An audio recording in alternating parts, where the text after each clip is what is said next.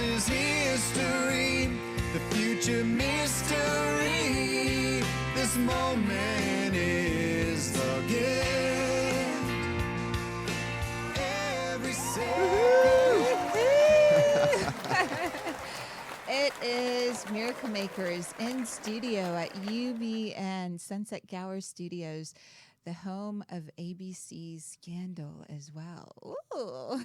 Ooh, Scandal. Well, our relationship is anything but scandalous because we're happily married Miracle Makers, Dr. Sarah Larsen and Greg Larsen in the house with you. And we are so excited about today's show. And baby, before we get started on today's topic, I know you wanted to bring some really important points up that you've found in Scientific America Mind.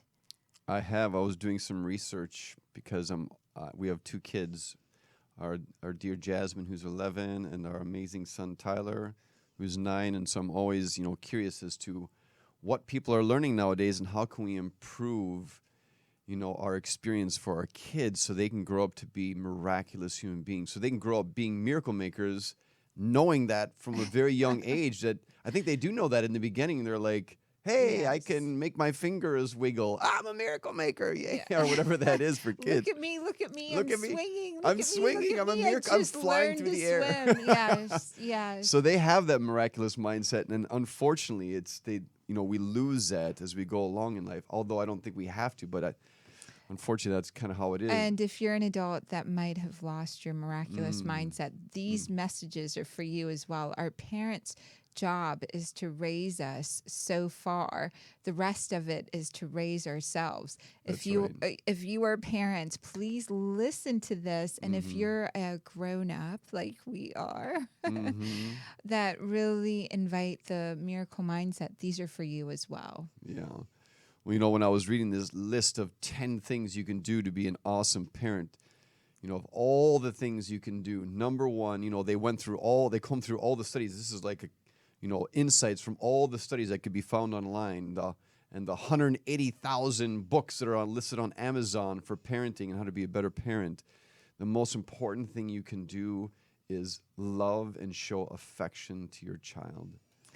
Love and show affection. And so hug and snuggle. Hugs and snuggles. We are mammals. Yes. We are, and we found that mammals thrive with skin to skin. That's or right. Contact. Our cortisol levels go down. A child can concentrate. Children will lose their life if they're not touched as well. And so if you're an adult, 12 hugs a day. 12 hugs a day. I was thinking that in the car. 12 people to hug.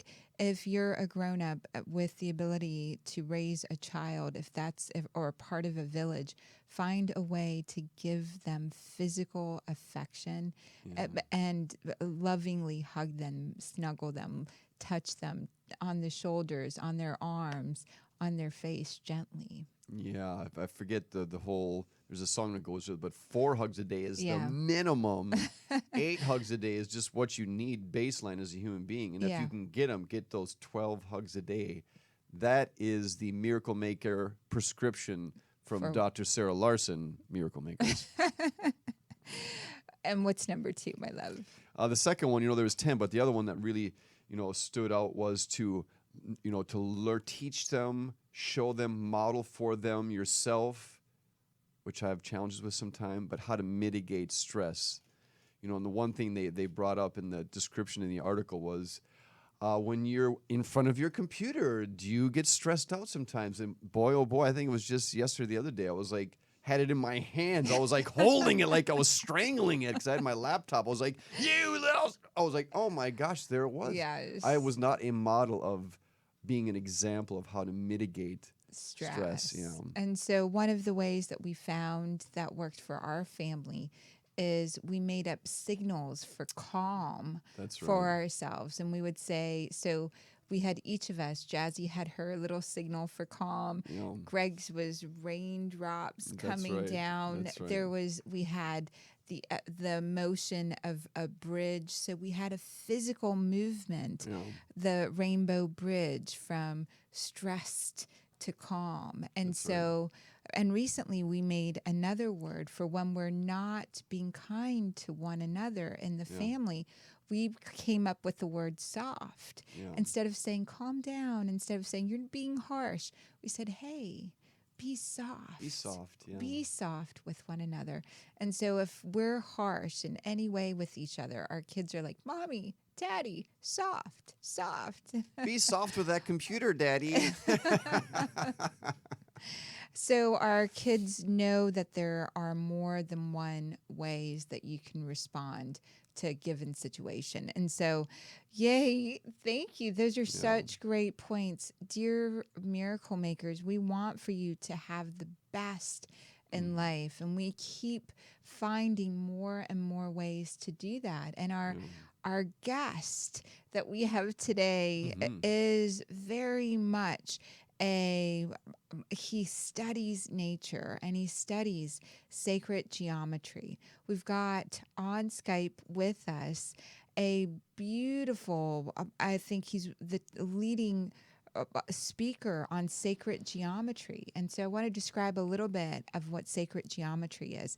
Sacred geometry is the art and this ancient art and science and philosophy of space and proportion.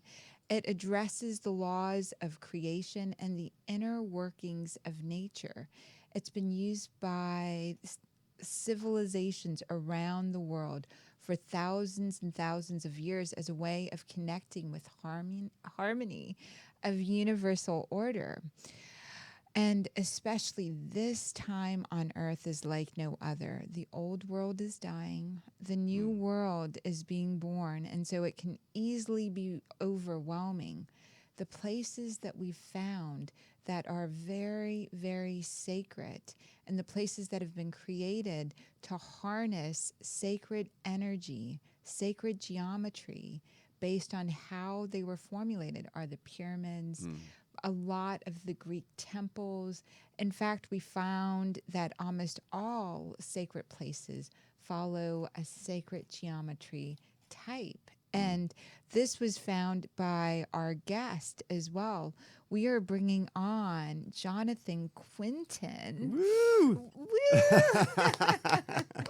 Welcome, Jonathan Hello. Quintin. You're, yay. Well, I didn't even notice the audience there.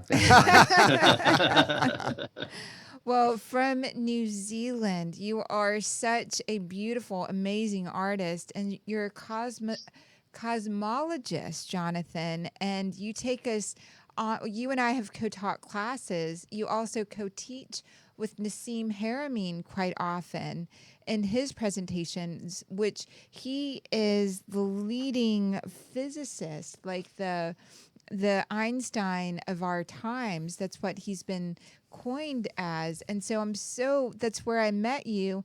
And I can't believe I get to teach with you as well, that we've co-taught, because I see you as such an amazing presence on the planet, the work that you've done, the profound order that you've brought to the information we call sacred geometry. So tell us very simply how you fell in love with sacred geometry.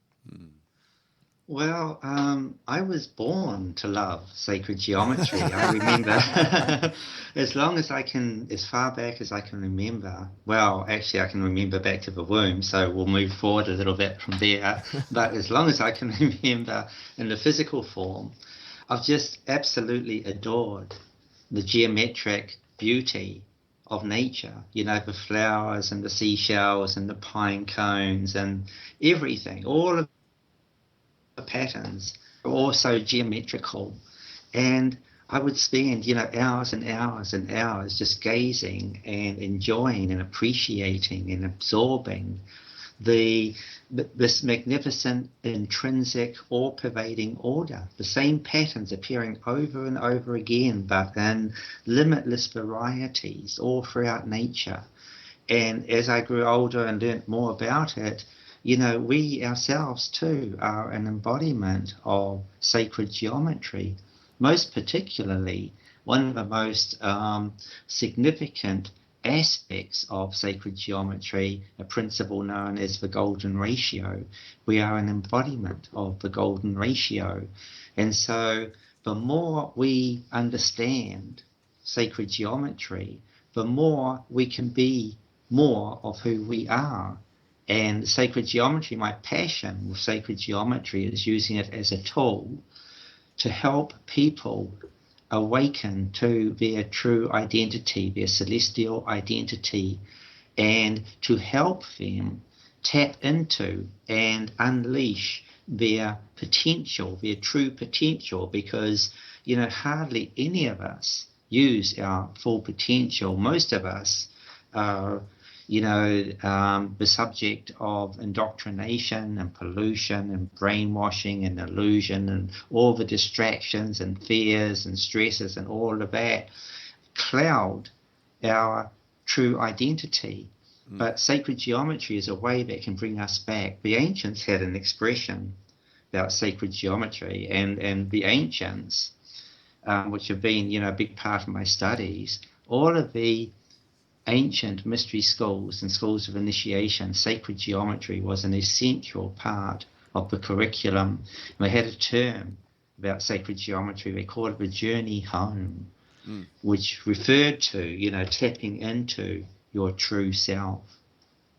I love that. And so, Miracle Makers, it's really when you begin your journey home, journey to the miraculous, sacred geometry, and noticing the laws of creation and the patterns that show up in nature over and over again is essential to awakening the potential that lives within you.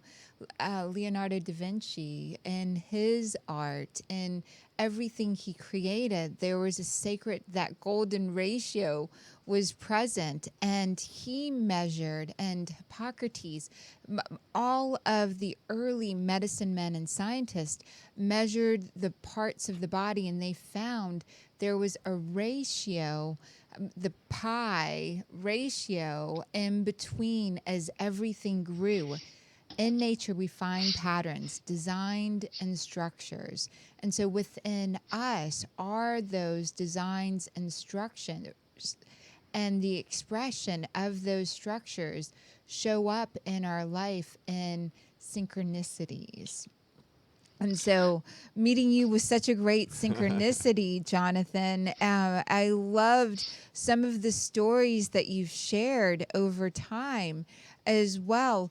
I'd love for you to share how you've witnessed, even from bringing people on sacred journeys, being on sacred journeys yourself, when you've gone into these places with geometry or with the sacred geometry present, or in your presentations. I'd love for you to talk about what you've witnessed and seen when someone takes that journey with you into these temples, is open, or into the journeys, into the classes and the things that you offer. What have you witnessed? Well, what I've witnessed, but more specifically, personally experienced, and then witnessed other people having their own experiences, but I can best speak from my own experience. If I had to put it in a nutshell, I would say attunement with the harmony of universal order. Because sacred geometry, the triangles, the squares, the pentagons, the circles, the spheres, the forms, the patterns, the spirals, they all are like these images that can help to attune our consciousness to the harmony of the unified field, the connected universe. And that, just while I'm on that subject, the connected universe, it's another important thrust behind my work, and what I wanted to help people to experience is to opening them to the unified field, the connected universe for oneness, the holographic universe where the macrocosm is reflected in the microcosm, and we are a microcosmic reflection of the macrocosm we, contain all the information of the universe within us and have done so since the point of conception, in a similar way to how a drop of water in the ocean contains the essence of the entire ocean within it. We are droplets of the cosmic ocean, and we contain the essence of the entire cosmos within us, because the nature of the universe is fractal, where the whole is reflected in the part. So we contain everything within us. But then there's this whole labyrinth of obstacles and hurdles and distractions that kind of hold us or separate us from that knowledge and that understanding and that experience. Sacred geometry provides us with the tools, the keys, the maps to find our way back, what the ancients called the journey home. And this also referred to the experience, the human experience of our transition from the ethereal plane as spiritual beings into the physical form. We experience this sense of separation and this longing to return to the spiritual oneness. And unfortunately, the density of our physical form prevents this from happening. But sacred geometry can help us do this, because sacred geometry is a bridge between all of the different worlds. Sacred geometry is multidimensional. It ranges from the scale heading towards infinite contraction to out towards infinite expansion. It reaches every level of existence, every level of creation.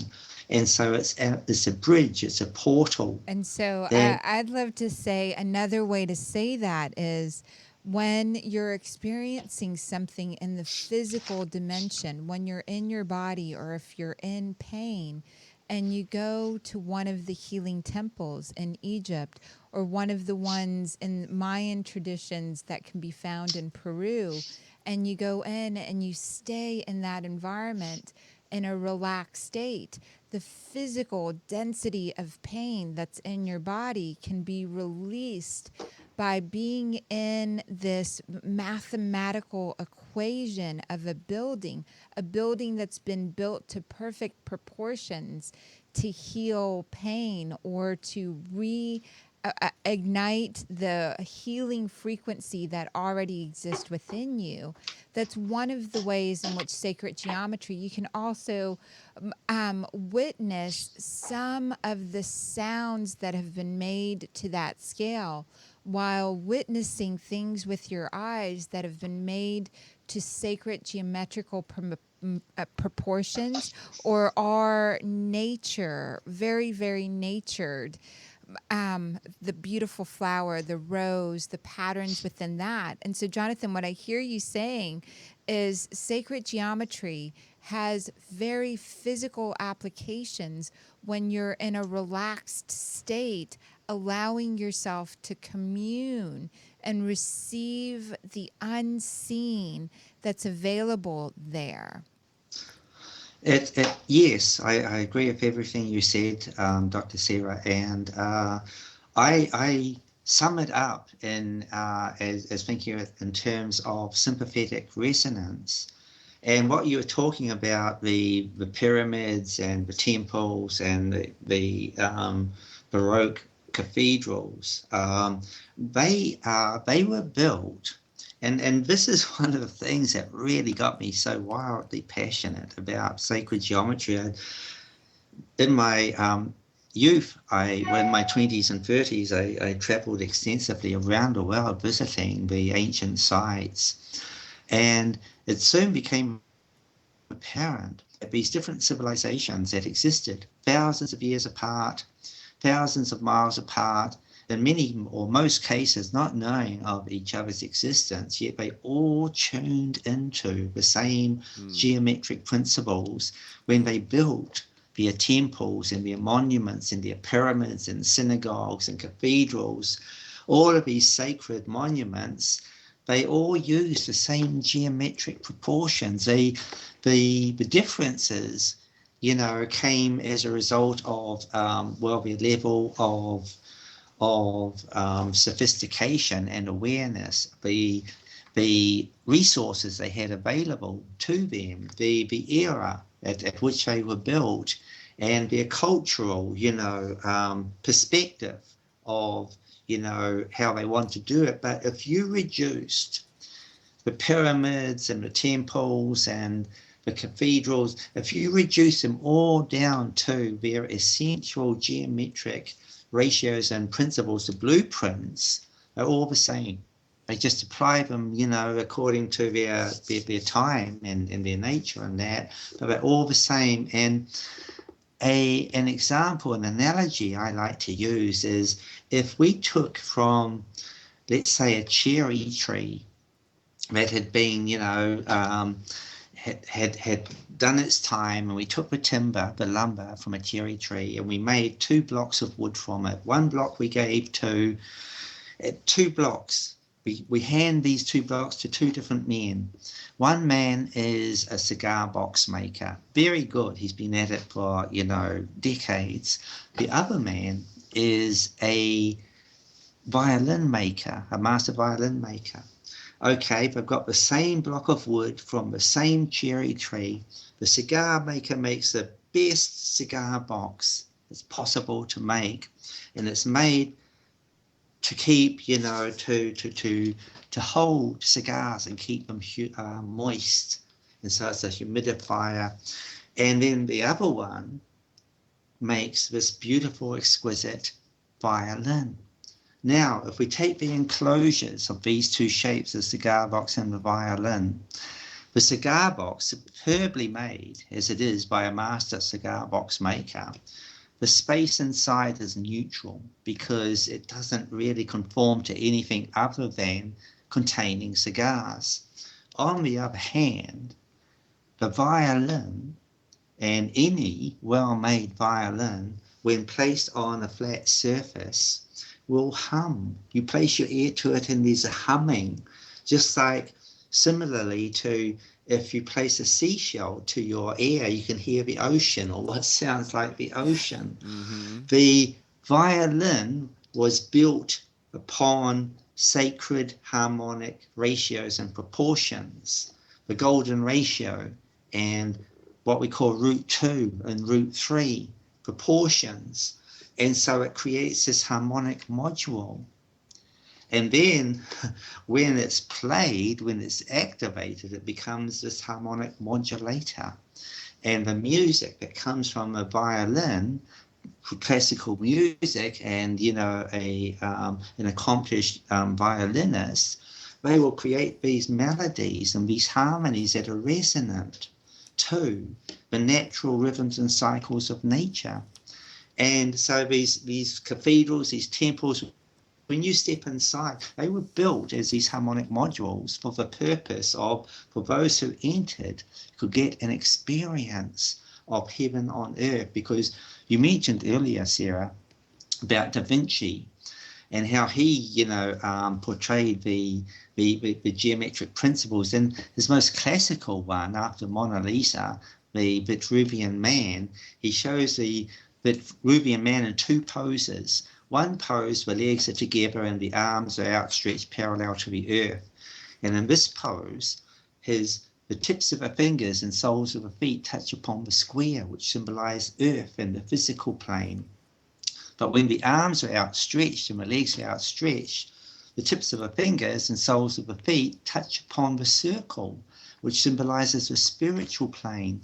And this represents or illustrates how the human form, how we, humanity, are a combination. We are heaven and earth united. We are spiritual beings having a physical experience. And this is what sacred geometry does. It brings the 2 together, the 2 worlds together. It blends them. It's a marriage of the 2. And it's so beautiful that we know that in our DNA, as well as you're sharing, we are that bridge that can bring in the combination, because we have within us the sacred geometry that's living, and we can activate even more by experiencing nature, experiencing sacred geometry as it occurs in these temples and the way that we can create it in our lives as well.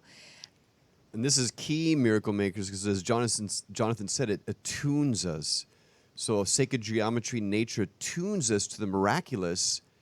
And so what I would question you is, or challenge you, is to look into your environment and what are you looking at and what does it attune you to? And so not just the principles of feng shui, which do come in and make a difference. What's the environment that you're in like, but also to organize it in a way that allows for there to be around you paintings, works of art, Right. those that are built on these golden ratio principles, along with musical instruments. I love the violin story, Jonathan. That's so beautiful. I've got a better story for you. Awesome. Those are awesome stories, Jonathan. Thank you for sharing those. The greatest miracle. What's the greatest miracle? The greatest miracle is two cells coming together, the ovum and the spermatoza, and creating life, creating you. That is the most magnificent miracle.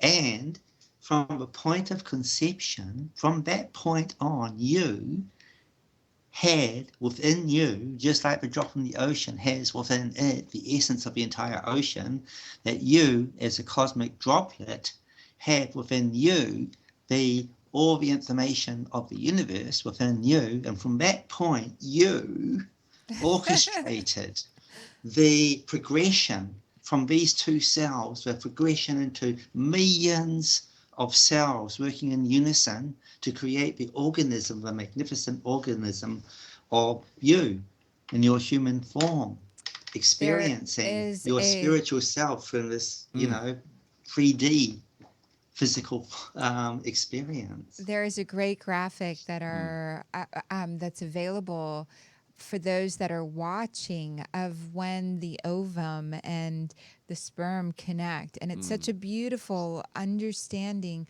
of how your life, what a miracle it is that you're born, the energy that it takes, it's so much energy, and all the sperm come together to donate their energy to allow one to go in and begin from there, two halves creating a whole, and every component of the story, the genetic story that your father had or your mother had, is available in there. We can take it back and trace it all the way back to how close is our DNA to other organisms. And it's amazing that I heard about a lecture that just happened this week at UCLA.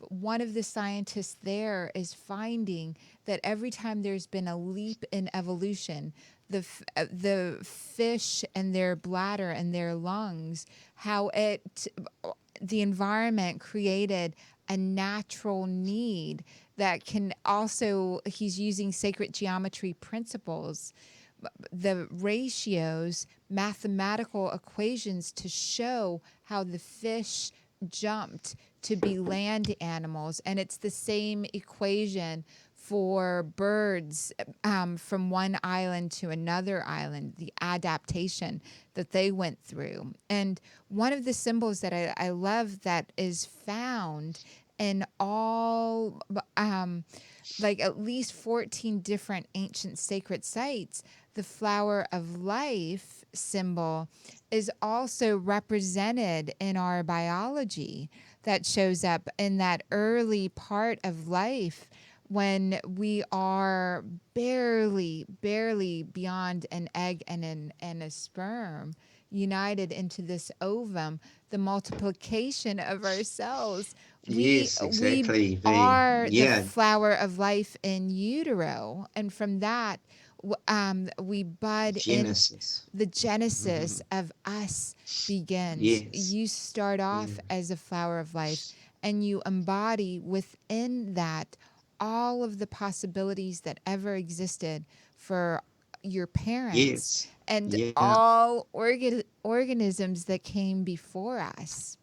And let's cut to the chase, to the universe itself. We embody all of the information, all of the knowledge of the universe within us because it started from the beginning.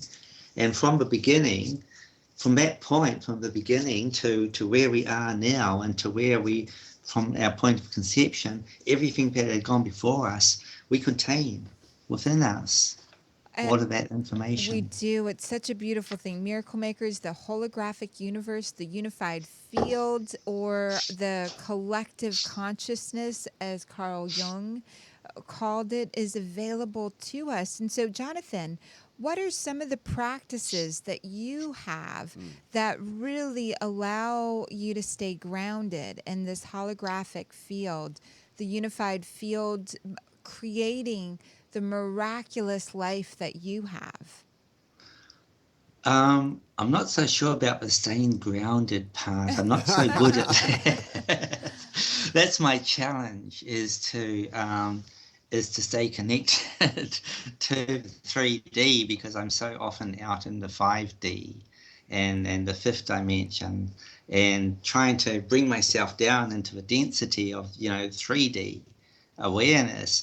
But that's me, Yeah, yeah. and and what I do with sacred geometry is it helps me align myself with the natural rhythms and cycles of nature because we have become so disconnected from nature through no fault of our own, just through society and indoctrination and everything, all of the filters, all of the masks, all of um, the masks that keep us, that separate us from our true identity. Diet and pollution and distractions and fear and anger and unknowing and struggle, all of these things. But sacred geometry is a map that can help us maneuver our way around these obstacles to our true identity. And our true identity is totally in attunement with nature and the natural patterns and cycles and rhythms of nature. All we have to do, well, it's more than all we have to do. But if we draw circles, you're asking for ways of, how we can benefit from the principles of sacred geometry. The best way, the most dynamic way, is to physically draw circles, draw triangles, draw squares and pentagons and other shapes that just emerge out of that. When you draw a circle, you start dividing the circle. If you draw like a triangle inside a circle, if you draw a circle and you divide it into three equal segments, then you get an equilateral triangle. But that can double into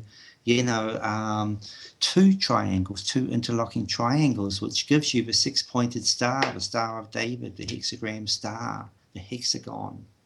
It gives the coordinates for the hexagon, which the honeybees are especially fond of, using in their honeycombs, but it appears, ubiquitous all throughout nature. The hexagon and the hexagram, the six-petaled flowers, for example, are abundant throughout nature because they are I based on love this system. your tools that you created. When we met early on at Nassim Haramein's, you had maybe a dozen, maybe a few more. And I bought every single one of your patterns that you had available. And I had them in my office, and there was activation, and there was compassion, and there was projection, just to name a few. And whenever a client was working on one particular issue, we would meditate and we would draw with colors that resonated with us. But one of the images that you had, I'd gotten the whole set, whatever was available, I'd gotten it Yeah. that you had then.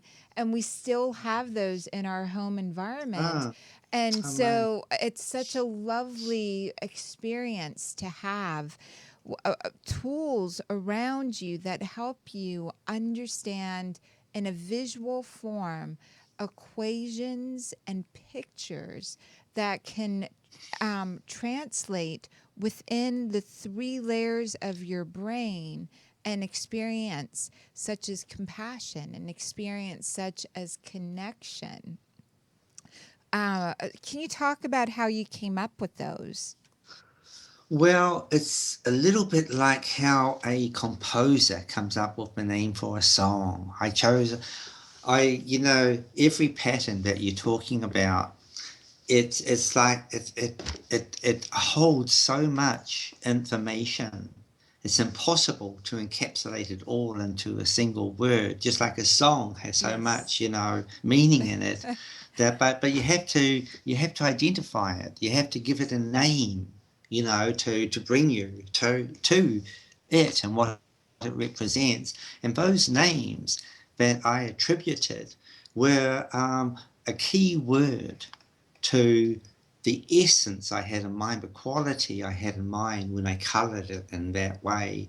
Now, why did I colour it in that way? Well, first of all, you have to go back to the basic pattern that you're looking at. If it's a Sri Yantra, if it's a flower of life, if it's one of the, multiple number of harmonic patterns that I've drawn. And every pattern, and I'm quoting Pythagoras here. Every pattern where Pythagoras described geometry as music, as visual music, music made visible, where the shapes represent these celestial instruments of this orchestra. And so the patterns that I create symbolize, these instruments, they are the modules, the harmonic modules. And that's the pattern, but there's the color. The color then, if we think of the shapes as the instruments, as representing the instruments of this celestial orchestra, then the colors represent sound. And so it's a sound that the instruments are playing in this celestial symphony of universal That's order. so beautiful, And Jonathan. When I had my near-death experiences, age 19, experiences, you're using that in the plural. How experiences, many have you yes. had? It was quite a few Oh, during, my. and it was amazing to have, but it was within the same short period of time, 2 weeks. But Yeah. every color tasted, every one of my senses was engaged. So the visual sense had a flavor, a sound, a taste, a texture of a feeling associated with it. And so every sound also had these multiple dimensions to everything. One of the movies that I think that captures it is Barnett Bain's "What Dreams May Come," Yeah. where there is this experience of it's so rich, and when I'm having the heaven on earth experience on a day-to-day basis, staying grounded as much as I can in that experience, I can hear the sound that a color makes or feel the vibration of energy fields around people. And like my husband's aura, I can tell what areas are suffering and what areas are really within that sympathetic resonance frequency. And so it's really amazing to witness. And when I saw your work, there'd been many, many pieces of art that I'd come across with the platonic solids and work represented, but none quite like your work represented that feeling of heaven on earth. And when I focused on it or meditated on it, the experience became interdimensional as well. Yes, which is what it is. It's a bridge. It's a gateway. It can help transport us from one dimension to another. It can help integrate our brains, our left hemisphere and our right hemisphere. The left hemisphere devoted mostly to like logic and analytical understanding, and the right brain, beyond that, just the appreciation and the tuning into the essence of something. And so sacred geometry, it works on so many levels. It's so Well, beautiful. It really is. I know we want to talk about the masculine and feminine aspects because my husband's in the studio here as well. I want him to hear. We often talk about the differences between our brains and even how our blood, just the way in which we communicate and we experience things. And so I'd love to talk about sacred geometry. And for miracle makers to really understand how sacred geometry breaks down the masculine and feminine and how it can help you understand your partnerships and relationships. Very much so, yeah. so where do we begin? Well, since the feminine is the biggest mystery out there, please start there, Jonathan. I need your help, brother. No. Well, in this context, the feminine may be more attributed to the right brain and the masculine to the left brain. The masculine for taking care of the fundamentals and the security and foundation and protection and providing, and the feminine for the essence, understanding, experiencing the essence, those things that are beyond just the practical. Those things, they include the practical, but more than that. And in sacred geometry, the circle symbolizes the cosmic womb, feminine, and it represents the infinite potential, undifferentiated potential, through which all the primary shapes, the uniform shapes and patterns and forms emerge. And the shapes and patterns and forms are all constructed of straight lines. Now, the triangle is the first shape to emerge from a circle. The triangle is made from joining 3 points around the circle, 3 points dividing, each point divides a circle into 3 equal uniform divisions. And when you join those points with straight lines, you get the triangle. And this represents the masculine, as do the other shapes represent the masculine. And generally speaking, and it has to be taken in context, and there are, exceptions, but generally speaking, the curved lines represent the feminine, and the straight lines represent the masculine. And, if we relate it to the physical form, then of course, the masculine is much more straight-edged, and the feminine is more curves. There's much more curves in the feminine than the masculine. And this relates, to the difference, the variance between the shapes and the circle. And of course, every shape can contain a circle within it, and every circle a shape within it. There's this alternation. So we're actually just looking at a particular stage of manifestation. But, from the circle comes everything else. The circle is the Eve from which everything, issues forth.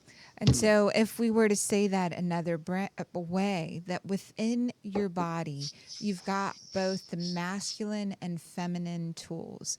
Your right brain holding the feminine, the energy of being able to look at the big picture and the left brain being able to really analyze step 1, step 2, step 3, and also within that, within every triangle, there, if you were to take the space outside of it to form a circle within that, within our environment, the masculine energy, if you understand what a man is looking to create, he's just really working on what the next step is, what the next step is, what the next step is. And the feminine energies, the feminine is looking at the whole picture and not necessarily incorporating step by step. The feminine energy flow will be a movement that's much like a dance that is equivalent to what I think of Rumi's, the Rumi's dance. But the masculine will have the example of the waltz, step 1, step 2, step 3, step 4. But in the end, they're both dancing, and they're both arriving at the same location. If we remember, everything is energy, and within our body, the energy of everything that was ever created exists. And if we can turn those signals on in a manner that's consistent and aware of all that is, and yet in point by point mannerisms, meaning it can incorporate the whole and stay true to an analysis, we have it all. The ability to create that heaven on earth, the miraculous, and the ability to live in our true identity. And that's part of the reason this work is so important. We can say that it's outside of ourselves. Like, I'm going to be a great person to everyone if my husband's kind to me, or if the people that I meet around me are supportive. But within your energy field, you are the battery generating what occurs outside of you based on what you're allowing to experience on the inside of you.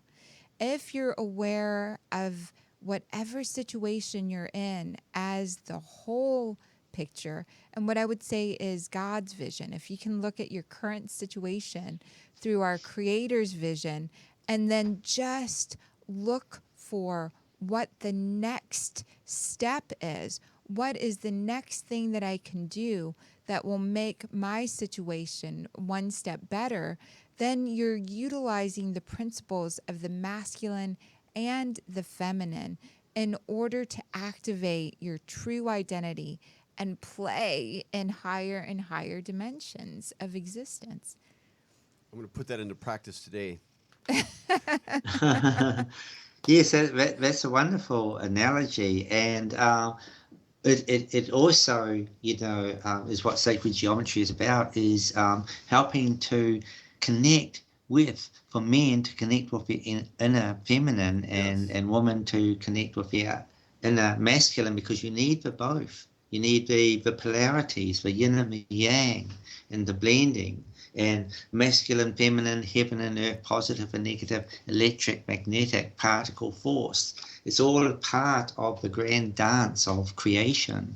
And sacred geometry, it provides us with the tools. All you have to do is look at the shapes with consciousness and awareness and intention, and they're like tuning forks that can help attune your personal consciousness and awareness to the harmony of universal order. And even more powerful than that is to draw them by hand, because you're connecting with them.